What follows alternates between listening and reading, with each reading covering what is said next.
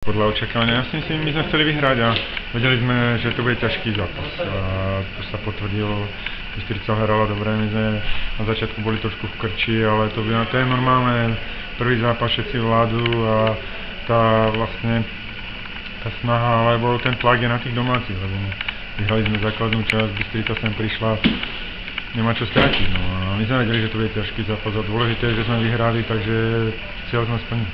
Ten zápas ste uzavreli naozaj tak možno trošku kuriózne, hneď na začiatku predĺženia, krátky proces ste urobili predĺženie s Bystricou.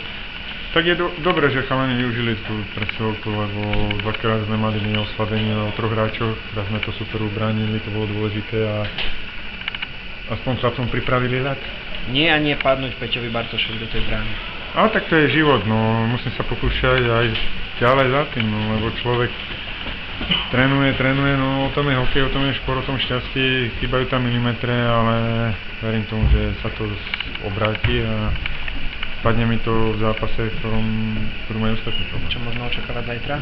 Tak ten zápas môže byť v takom istom tomto poňatí, alebo Bystričania môžu na nás vyletieť trošku agresívnejšie, lebo dneska tá prvá tretina z našej strany bola slabšia, ale hovorím, to bolo o tom, že trošku nám to zväzovalo ruky a nohy, ale po tom gole bolo dôležité, že sme vždycky vyrovnali a v tom predĺžení to šťastie sa priklonilo na našu stranu.